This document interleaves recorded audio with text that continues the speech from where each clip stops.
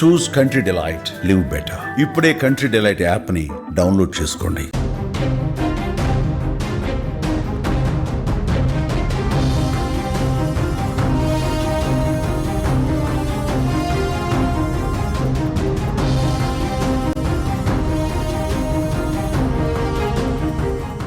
Breaking news చూస్తున్నాం.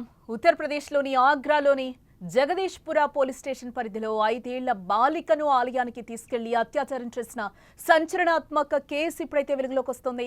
నిందితుడు బాలికను ఆలయానికి తీసుకెళ్లాడు. ఆ అమ్మాయి అక్కడే లైంగిక దాడికి గురైంది.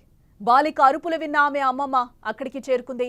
మరియు నిందితుడు వృద్ధురాల్ని నెట్టడం చూసి అతను అక్కడి నుంచి పారిపోయాడు. అమ్మమ్మ అలారం మోగించగానే ప్రజలు నిందితుడిని పట్టుకున్నట్లుగా తెలుస్తోంది.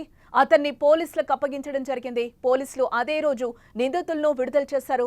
కానీ బాలికకు వైద్య పరీక్షలు నిర్వహించిన తర్వాత అత్యాచారం జరిగినట్లుగా నిర్ధారించబడింది. మరియు పోలీసులు మళ్లీ నిందితుడిని అరెస్టు చేయడం కూడా జరిగింది.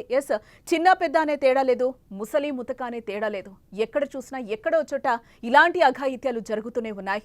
ఈ సంఘటన మే 18న జరిగింది. ఒక అమాయక బాలిక తన ఇంటి సమీపంలోని ఆలయం బయట ఆడుకుంటోంది. గుడి బయట ఆడుకుంటున్న తన మనవరాలిని పొరుగువాడు రహస్యంగా గుడి ఆవరణలోకి తీసుకెళ్లాడని అమ్మమ్మ చెప్తోంది. ఆ అమ్మాయి బట్టలు విప్పి ఆమెపై అత్యాచారం చేశాడని కూడా ఆమె అమ్మమ్మ క్లియర్గా చెప్తోంది. ఇలాంటి చట్టాలు, దిశ లాంటి ఎన్ని చట్టాలు వచ్చినా కూడా కామాంధులో ఆగడాలకైతే అదుపు లేకుండా పోతుంది. ఈ అంశానికి సంబంధించి క్లియర్గా తెలుసుకుందాం, విశ్లేషిద్దాం. ఇదే అంశానికి సంబంధించి న్యూస్ రూమ్ నుంచి మా న్యూస్ ఎడిటర్ తిరుమల్ మరింత సమాచారాన్ని అందిస్తారు. తిరుమల్, 5 ఏళ్ల పాప మీద అయితే అఘాయిత్యం జరిగింది. అది కూడా గుడిలోకి తీసుకెళ్లి ఆ కామాంధుడు తన కామవాంఛ తీర్చుకున్న పరిస్థితి అయితే కనిపిస్తుంది. దీన్ని మనం ఏ విధంగా చూడాలంటారు? ఇలాంటి ఘటనలు ఎక్కడో చోట జరుగుతూనే ఉన్నాయి. చిన్న పెద్ద అని తేడా లేకుండా కూడా ఇలాంటి ఘటనలు జరుగుతూనే ఉన్నాయి. జానకి, ఇది ఉత్తరప్రదేశ్ లోని జగదీష్పుర అనే ఆగ్రాకు సమీపంలో ఉన్న జగదీష్పుర పోలీస్ స్టేషన్ పరిధిలో జరిగింది. ఆగ్రాలో జరిగిందని చెప్పాలి. దాదాపు ఆగ్రా పట్టణంలో ఉంటుంది. 5 ఏళ్ల బాలిక వాళ్ళ ఇంటి పక్కనే ఒక టెంపుల్ ఉంది. ఆ టెంపుల్ దగ్గర ఆడుకుంటున్న టైంలో ఆ ప్రాంతానికి చెందిన ఒక వ్యక్తి ఈ అమ్మాయికి పరిచయం ఉన్న వ్యక్తిగా తెలుస్తుంది. ఈ పరిచయం ఉన్న వ్యక్తి అమ్మాయిని గుడికి వెళ్దాం అని తీసుకెళ్లి, గుళ్ళో ఎవరు లేరు. యాక్చువల్గా చిన్న టెంపుల్, ఆ టెంపుల్లో ఎవరు లేరు. ఆ సమయం చూసుకొని ఆ అమ్మాయి బట్టలు తీసేసి అమ్మాయి పైన అఘాయిత్యానికి పాల్పడ్డాడు. ఆ అమ్మాయి ఇతని అఘాయిత్యానికి పాల్పడుతున్న సమయంలో పెద్దగా ఏడుస్తూ కేకలు వేస్తూ అరుపులు చేసింది. ఆ అరుపులు విన్న పక్కనే ఆ ఇంట్లో ఉన్న వాళ్ళ అమ్మమ్మతో ఉంటుంది అమ్మాయి. వాళ్ళ అమ్మమ్మ వెంటనే పరిగెత్తుకుంటూ టెంపుల్లోకి వచ్చింది. ఈ లోపు అక్కడ ఆమె కూడా పెద్దగా అరవడంతో ఆ నిందితుడు గమనించి అక్కడి నుంచి పరారైనట్టుగా తెలుస్తుంది. అమ్మాయి ఇప్పుడు ఆసుపత్రిలో చికిత్స పొందుంది. మే 18వ తేదీన ఈ సంఘటన జరిగింది. అయితే ఈ సంఘటనని వెలుగులోకి రాకుండా చాలా ప్రయత్నాలు చేసినట్టుగా తెలుస్తుంది.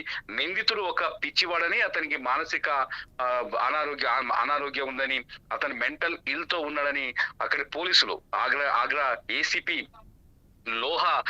మయాంక్ తివారీ చెప్తున్నారు. లోహామండి ఏసీపీ అయినా లోహామండి పరిధిలోకి వస్తుంది. మయాంక్ తివారీ అనే ఏసీపీ ఈ కేసును పరిశీలిస్తున్నారు, ఈ కేసుని విచారిస్తున్నారు. నిందితుడు మానసిక వికలాంగుడని, మానసిక వైకల్యంతో ఉన్నాడని, ఈ నేపథ్యంలోనే బాలిక పైన అఘాయిత్యానికి పాల్పడ్డాడని పోలీసులు చెప్తారు. కానీ సీసీటీవీ ఫుటేజ్ కూడా ఇప్పుడు వెలుగులోకి వచ్చింది. నిందితుడు గుళ్ళో చేస్తున్న దాష్టికాన్ని, ఆ దుర్మార్గాన్ని మనం స్క్రీన్ పైన చూస్తున్నాం. సీసీటీవీ ఫుటేజ్ కూడా ఇప్పుడు వైరల్ అవుతుంది. నిందితుడు అయితే ప్రస్తుతం పోలీసుల అదుపులో ఉన్నారు.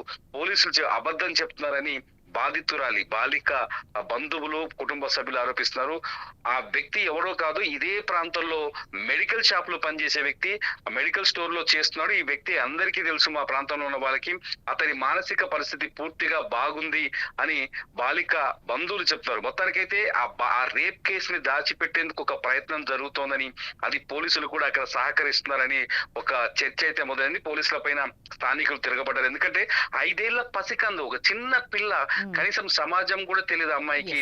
అటువంటి బాలిక పైన ఈ అఘాయిత్యానికి పాల్పడడం ఎవరు తట్టుకోలేని పరిస్థితి.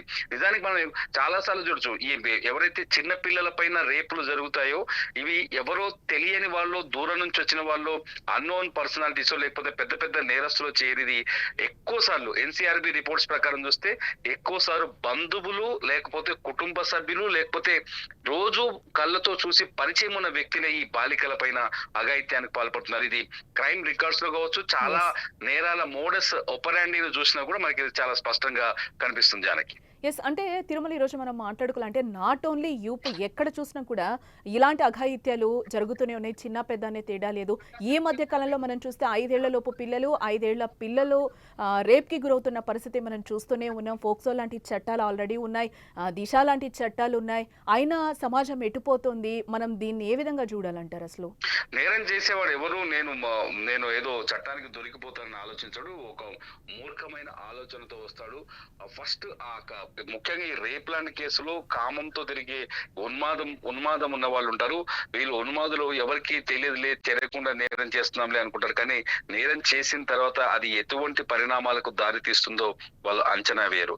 చట్టాలు ఎన్ని వచ్చినప్పటికీ కూడా మనుషుల మనసుని మార్చలేవు కాబట్టి చట్టాలకి భయపడి అంటే కఠినమైన శిక్షలు వేస్తున్నప్పటికీ కఠినంగా శిక్షిస్తున్నప్పటికీ ఈ చట్టాలు నేరాల్ని అదుపు చేస్తున్నాయి అని మాత్రం మనం ఊహించలేము. ఎందుకంటే చట్టాలకు ఎవరు భయపడే పరిస్థితులు కనిపించట్లేదు. ముఖ్యంగా ఇటువంటి నేరాలకు కారణం ఏంటంటే విక్టిమ్స్ బాధితులు ఎవరైతే అమాయకంగా ఉండటం, లేకపోతే వాళ్ళు ఎవరికి చెప్పుకోలేరులే అనుకోవడం, లేకపోతే నన్ను దాటి వాళ్ళు ఏమీ చేయలేరు అనుకోవడం, ఇటువంటి మూర్ఖమైన ఆలోచనలే ఈ అఘాయిత్యాల కారణం అవుతున్నాయి. ఆ క్షణంలో చట్టాల గురించి ఎవరు ఆలోచించరు. ఒకసారి ఇన్సిడెంట్ జరిగిన తర్వాత కానీ చట్టం పవర్ ఏంటో తెలియదు.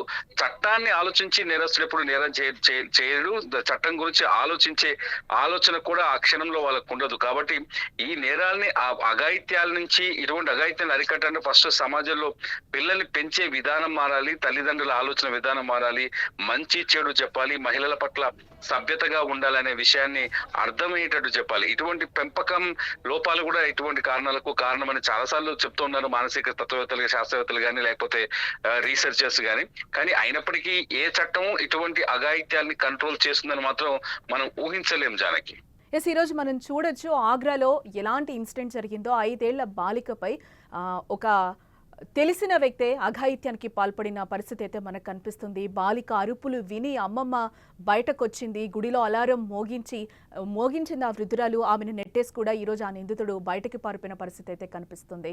ఎస్ ఆ అమ్మాయి అరుపు విన్న తర్వాత నేను ఆలయానికి చేరుకున్నాను, నన్ను చూడగానే అతను లేచి నిలబడ్డాడు, మరియు నేను అతని వద్దకు చేరుకునేసరికి అతను నన్ను తోసి పారిపోయాడని కూడా అమ్మమ్మ చెప్తున్న పరిస్థితి అయితే ఈరోజు కనిపిస్తుంది. నిందితుడు పారిపోయినప్పుడు నేను అలారం మోగించానని పొరుగువారు గుమిగూడారని అమ్మమ్మ పోలీసులకు చెప్పింది. ఈ అమ్మాయి నొప్పితో మూలుగుతూ ఉంది. నిందితుడు చర్యలు మరియు అమ్మమ్మ పరిస్థితి గురించి నేను సంఘటనా స్థలంలో గుమికూడిన ప్రజలకు చెప్పాను అని కూడా అమ్మమ్మ అక్కడ క్లియర్గా చెప్తున్న పరిస్థితి కనిపిస్తుంది. దీనిపై ప్రజలు పరిగెత్తి నిందితుడిని పట్టుకుని కొట్టి పోలీసులు కూడా అప్పగించడం జరిగింది. దీని తర్వాత ప్రజలు ఐక్యమై పోలీస్ స్టేషన్ కూడా చేరుకున్నారు. నిందితుడిపై కుటుంబ సభ్యులు ఫిర్యాదు చేయడం కూడా జరిగింది. ఈ మేరకు పోలీసులు నిందితుడిపై కేసు అయితే నమోదు చేయడం జరిగింది. ఎస్ అంటే చిన్న పెద్ద తేడా లేదు.